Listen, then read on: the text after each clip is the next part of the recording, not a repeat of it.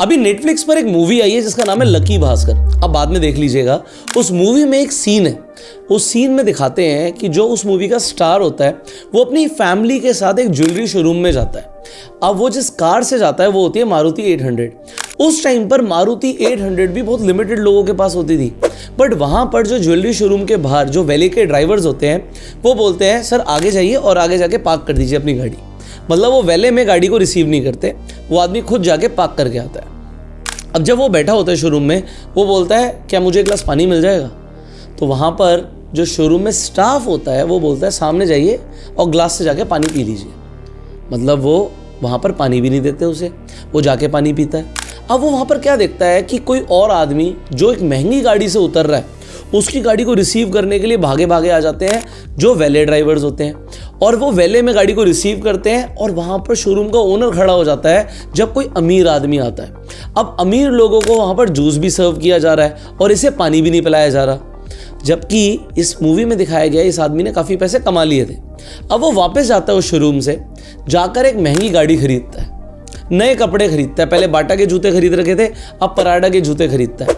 और जब वापस आता है तो वैले ड्राइवर्स गाड़ी को देखते ही गाड़ी के आगे आ जाते हैं। फिर देखते हैं अरे ये तो वही आदमी है जो मारुति 800 से आया था।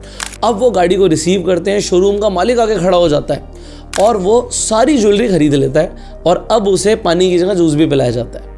यहाँ पर क्या दिखाया गया कि आपको लोग इज्जत देते हैं आपकी गाड़ी से, आपकी गाड़ी को देखते हुए आपको इज्जत दी जा रही है। जब आप मारुति 800 से आ रहे थे तब आपको इतनी इज्जत नहीं दी जा रही थी जितनी इज्जत आपको एक लिमिटेड एडिशन कार को ओन करने पर दी जाती है। और ये बात सच भी है, अगर आप एक महंगी स्पोर्ट्स कार से किसी 5 स्टार होटल जाएंगे तो वहाँ पर आपको रिसीव करने के लिए लोग भी आएंगे, आपका गेट खोलने के लिए वहाँ पर आदमी भी खड़ा होगा और आपकी गाड़ी 5 स्टार होटल के सामने लगाई जाएगी। बट अगर आप एक छोटी गाड़ी ले जाते हैं, कॉम्पैक्ट कार ले जाते हैं, तो वो आपकी गाड़ी को वहाँ से बिल्कुल सामने से हटा देंगे, क्योंकि वहाँ पर वो गाड़ी रखना चाहते हैं जिससे उनकी होटल की भी रेपुटेशन बढ़े कि देखिए हमारे होटल में ऐसी गाड़ी चलाने वाले लोग आते हैं। बट अब ये 5 मिनट का जो प्लेजर है, ये 5 मिनट का जो मेंटल सेटिस्फैक्शन है, ये फील गुड फैक्टर है। क्या इस फील गुड फैक्टर के लिए आपको करोड़ों रुपए या लाखों रुपए लगा देने चाहिए गाड़ी खरीदने के लिए? क्या ये समझदारी होगी? देखिए आज जो मैं गाड़ी चलाता हूँ, मुझे काम करते हुए 13 साल हो गए। अब कोई नहीं देखेगा कि मुझे 13 साल हो गए, 13 साल से हर दिन मैं एफर्ट्स कर रहा हूँ, मैं मेहनत कर रहा हूँ, तो आज जाके मैं एक अच्छी गाड़ी अफोर्ड कर पा रहा हूँ। वो कोई नहीं देखेगा। वो लोग क्या देखते हैं कि आज कौन सी गाड़ी है। और सिमिलरली आपने भी अपने माइंड में कोई ना कोई कार दिमाग में बना ली होगी, ये गाड़ी मुझे खरीदनी है। तो आज हम इस वीडियो में बात करने वाले हैं एज पर योर सैलरी और एज पर योर इनकम आप आज की रेट में कितने की गाड़ी अफोर्ड कर सकते हैं। और फिर हम इस वीडियो के जो सेकंड हाफ है उसमें बात करेंगे कि जो आपकी ड्रीम कार है, जो भी आपकी ड्रीम कार है, उसे अफोर्ड करने के लिए आपको क्या करना होगा। सो ये वीडियो एक फाइनेंशियल लेसन है। इस वीडियो को आपको एंड तक देखना भी चाहिए और अपने सारे सर्कल में शेयर भी करना चाहिए। एंड इसके साथ साथ अगर आपने अभी तक इस चैनल को सब्सक्राइब नहीं किया है और बेल आइकन पर क्लिक नहीं किया है तो आप ऐसी वैल्यूएबल वीडियोस को मिस कर देंगे। सो सब्सक्राइब कर लीजिए, बेल आइकन पर क्लिक कर दीजिए। आगे बढ़ते हैं, शुरू करते हैं। अब मान लीजिए आज आप एक गाड़ी लेना चाहते हैं, वो गाड़ी है डिफेंडर। आजकल डिफेंडर बहुत ज़्यादा यूथ के बीच में मतलब चर्चित गाड़ी है, लोग बात करते हैं कि डिफेंडर खरीदेंगे। आप बेशक खरीदिए, बट एक बार इसकी कैलकुलेशन समझ लीजिए। पहली बात तो इंडिया में जितनी भी गाड़ियां बिकती हैं उसमें से 60% गाड़ियां EMI के ऊपर लोग खरीदते हैं। बट अगर आप मिलियनेयर्स का डेटा देखेंगे तो हर 10 में से 8 मिलियनेयर गाड़ी को डेट फ्री चला रहे हैं, मतलब उस पर लोन नहीं है। ये ग्लोबल डेटा है, बट इंडिया का डेटा ये कहता है कि इंडिया में अगर 10 लोग गाड़ी खरीद रहे हैं तो 6 लोग फाइनेंस करा के ही खरीदते हैं, वो पूरा कैश पर नहीं खरीदते। अब यहाँ पर मेरी स्क्रीन पर देखिए आ गई आपकी लैंड रोवर डिफेंडर। अब यहाँ पर हम एक EMI कैलकुलेटर पर हैं क्योंकि ज़्यादातर लोग तो फाइनेंस ही कराएंगे। अगर वो फाइनेंस कराएंगे तो कितने की आपकी EMI बनेगी आपकी फेवरेट कार के लिए, पहले उसे समझ लो। और फिर हम आपको एक रूल बताएंगे जिससे आपको ये पता लगेगा आपकी इनकम कितनी होनी चाहिए।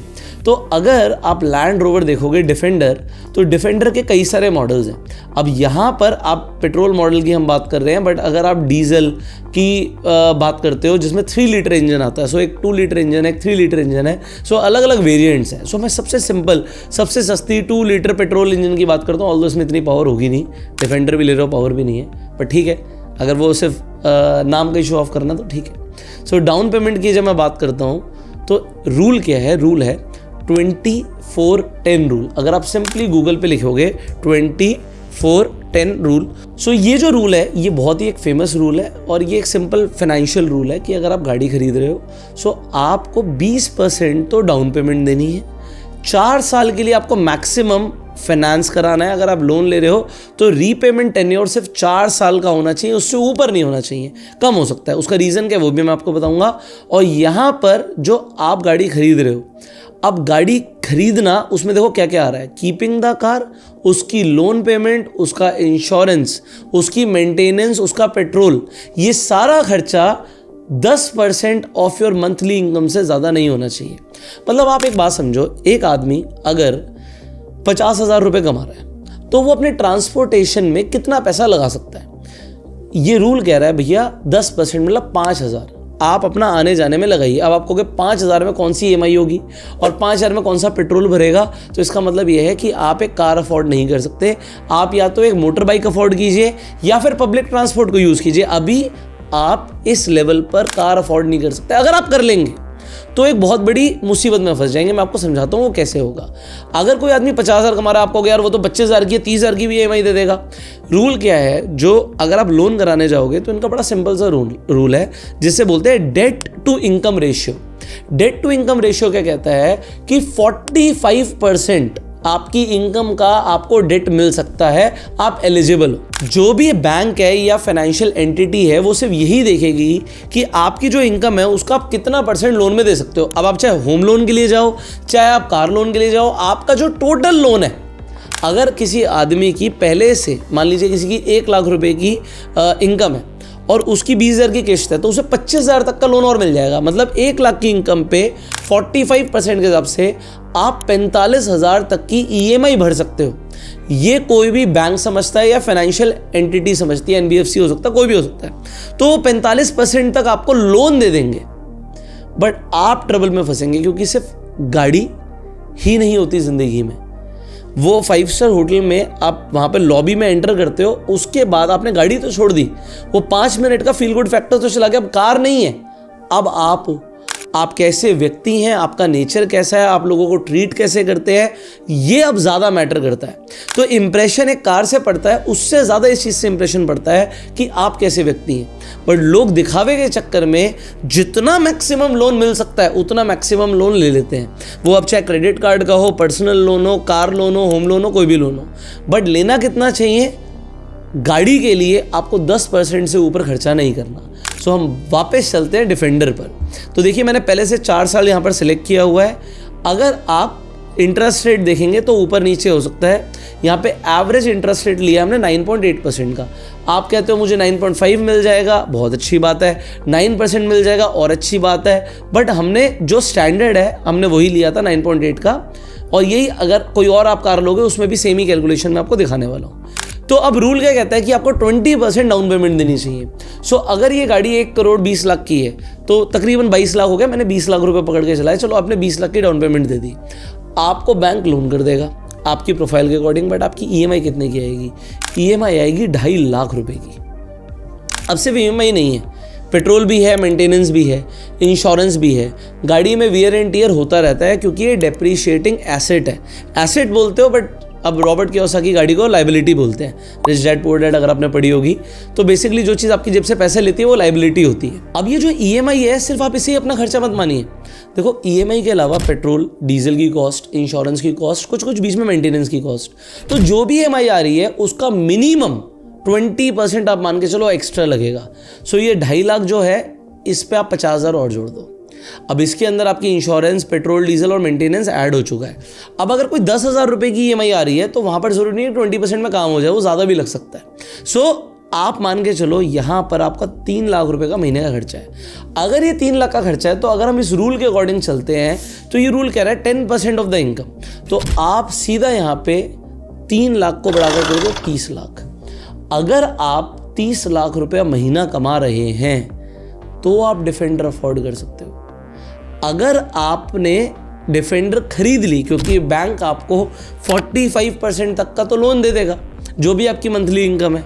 तो 45% का मतलब क्या हो गया, अगर 3 लाख की किस्त है तो अगर 6 लाख की भी इनकम होगी तो भी डिफेंडर मिल जाएगी।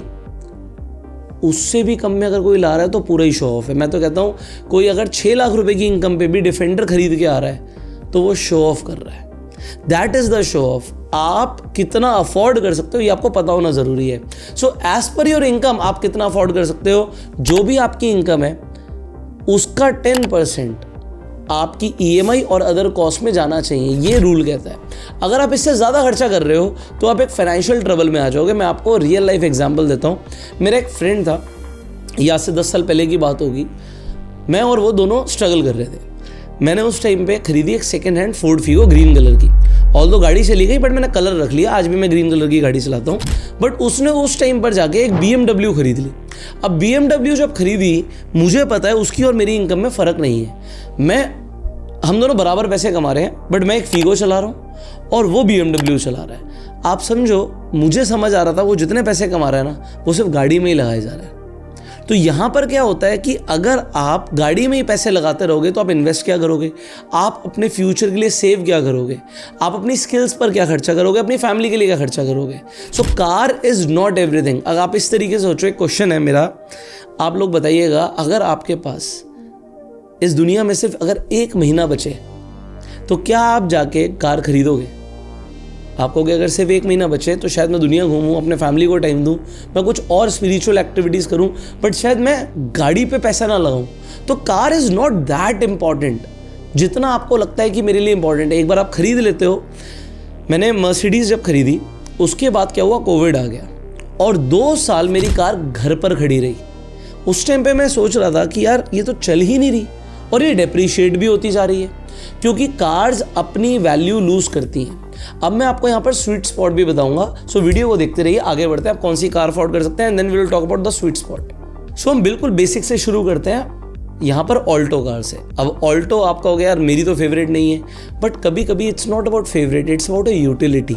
आपके ऊपर छत आ जाती है, आप एक्सीडेंट से बच जाते हो, आपको बरसात नहीं लगती, आपको धूप नहीं लगती, आप एसी में ट्रैवल कर रहे हो।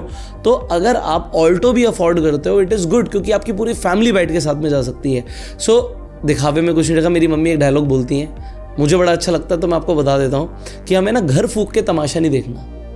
मैंने आपको बताया इट टेक्स ईयर्स, तो ठीक है चलेगा यार, आप initially slowly and gradually grow करोगे। सो अगर आप ऑल्टो लेते हो तो ऑल्टो में भी सेम 4 साल अगर आप लोन कराओगे तो आपकी ईएमआई आएगी 10,000 रुपये की।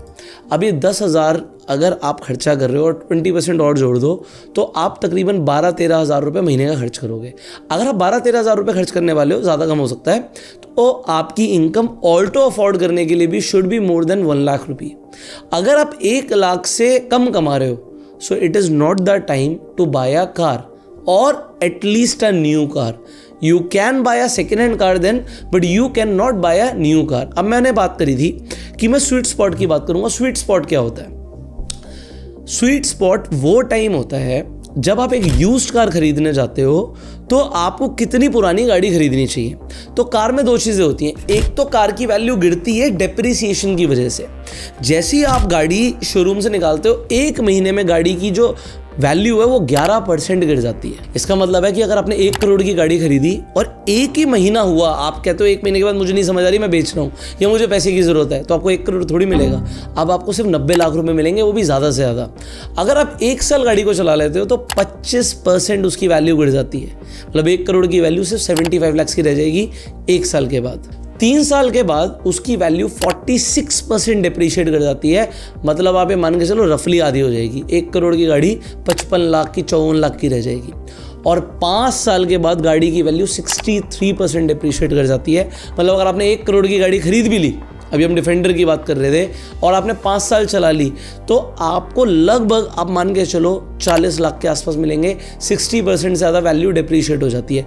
अब डिपेंड करता है, इसमें मल्टीपल फैक्टर हैं, कंडीशन कितनी कैसी है, गाड़ी चली कितनी है, एंड मल्टीपल फैक्टर्स हैं। बट ये एक डेटा कहता है, एक सर्वे कहता है कि आप लोग अगर स्वीट स्पॉट के अंदर गाड़ी खरीदोगे तो होगा क्या, वैल्यू मैक्सिमम डिप्रिशिएट कर गई है। तो मैक्सिमम वैल्यू डिप्रिशिएट करती है 3 साल के बाद। अगर आप 3 से 5 साल के बीच में कार ले रहे हो और वो लगभग इंडिया के हिसाब से बोलूँ तो 40-50 हज़ार किलोमीटर चली है, दुबई में है तो ये नंबर ज़्यादा हो सकता है क्योंकि वहाँ पे रोड्स की कंडीशन अच्छी है। इंडिया में 50 हज़ार के बाद ही वियर एंड टियर आना शुरू हो जाता है। दुबई में, यूएस में 1-1 लाख किलोमीटर कार चल जाती है, बट वहाँ पर इतना मेंटेनेंस नहीं आता। तो ये सब चीज़ें आपको ध्यान रखनी है एंड इट इज़ ओके भाई to buy a use car. हमने एक वीडियो बनाई थी सेकेंड हैंड कार के ऊपर, आई बटन पे लिंक है, आप जाके देख सकते हो if you want to buy a second hand car. आगे बढ़ते हैं। अब फाइनली मैं आपको एक शॉकिंग डेटा दिखाता हूँ। अगर आप गूगल पर लिखोगे कि कितने % लोगों के पास इंडिया में कार है, तो आपको पता लगेगा इंडिया में सिर्फ 7.5% हाउस होल्ड्स के अंदर एक कार है। लोगों की तो बात ही छोड़ दो, मतलब अगर हम फैमिलीज़ की बात कर रहे हैं तो सिर्फ 7.5% पूरी इंडिया में जितनी भी फैमिलीज़ हैं उसमें से सिर्फ 7.5% फैमिलीज़ के पास कार है। बट आप क्या गेस कर सकते हो यूएस के लिए ये नंबर कितना होगा? यूएस में 92% लोगों के पास अपनी कार है। सिर्फ 8% ऐसे हाउस होल्ड्स हैं जिनके पास कार नहीं है। सो इंडिया में स्कोप बहुत ज़्यादा है और इंडिया में एस्पिरेशंस भी बहुत ज़्यादा है। लोग कार खरीदना चाहते हैं। क्योंकि लोग कार खरीदना चाहते हैं तो ये डेटा देखिए कि पिछले 5 सालों में गाड़ी के जो प्राइसेस हैं वो 50% से बढ़ गए हैं, क्योंकि डिमांड बहुत ज़्यादा है इंडिया के अंदर कार्स की और दिखावा भी बहुत ज़्यादा है, ग्रीड भी बहुत ज़्यादा है। अब देखिए, अगर आपको दिखावा करना तो एक अलग चीज़ है, बट अगर आपको फाइनेंशियल स्टेबिलिटी के साथ जीना है तो आपको 24/10 रूल को फॉलो करना चाहिए। आपको ये रूल कैसा लगा ये आप कमेंट करके ज़रूर बताइएगा। अब आपके लिए एक सिंपली एक क्वेश्चन है, एक क्विज है, आप गूगल करके भी आंसर दे सकते हो, बट इससे आप ही की जानकारी बढ़ेगी, जनरल नॉलेज बढ़ेगी।